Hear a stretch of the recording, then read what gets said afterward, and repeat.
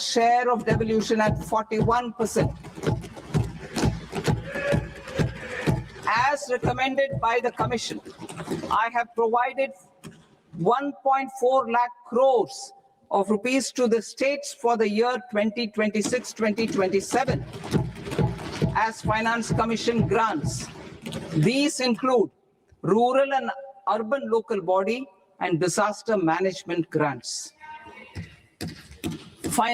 Fiscal consolidation. Government has been delivering on our fiscal commitments consistently without compromising on social needs. To strive towards accepted standards of fiscal management in Budget 25-26, I had indicated that the central government would target reaching a debt to GDP ratio of 50 plus or minus 1% by 2030-31. In line with this, the debt to GDP ratio is estimated to be 55.6% of GDP in BE 26-27, compared to 56.1% of GDP in RE 25-26. A declining debt to GDP ratio will gradually free up resources for priority sector lending and expenditure by reducing the outgo on interest payments. One of the main operational instruments for debt targeting is the fiscal deficit. I'm happy to inform this August House that I fulfilled my commitment made in 2021-2022 to reduce fiscal deficit below 4.5% of GDP by 25-26. In RE 25-26, the fiscal deficit has been estimated at par with BE of 2025-26 at 4.4% of GDP. In line with the new fiscal prudence path of debt consolidation, the fiscal deficit in BE 26-27 is estimated to be 4.3% of the GDP.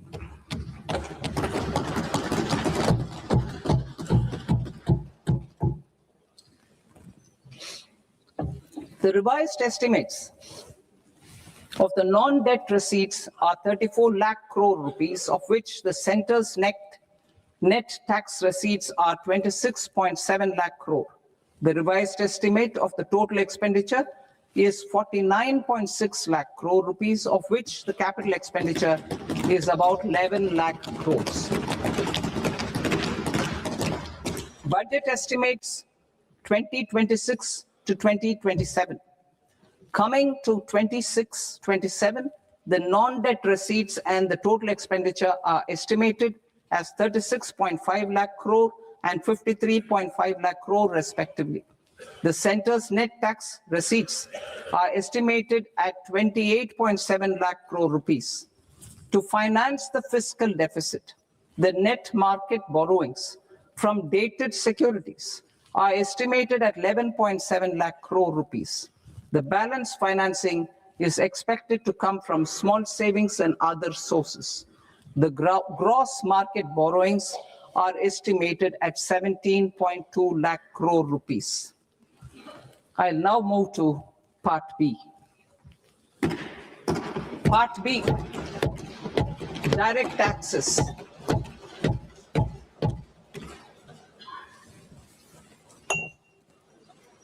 Honorable Speaker, sir, I now present my proposals on direct taxes. New Income Tax Act. In July 2024, I announced a comprehensive review of the Income Tax Act 1961. This was completed in a record time, and the Income Tax Act 2025 will come into effect from 1st April 2026. The simplified income tax rules and forms will be notified shortly, giving adequate time to taxpayers to acquaint themselves with its requirements.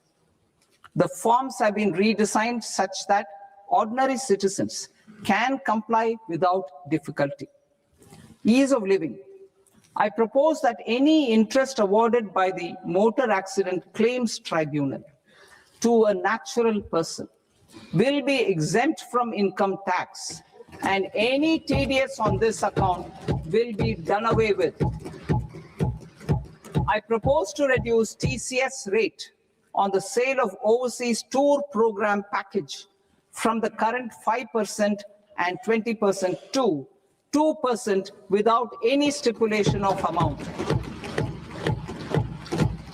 I propose to reduce TCS rate for pursuing education and for medical purposes under the liberalized remittance scheme, popularly known as LRS, from 5% to 2%.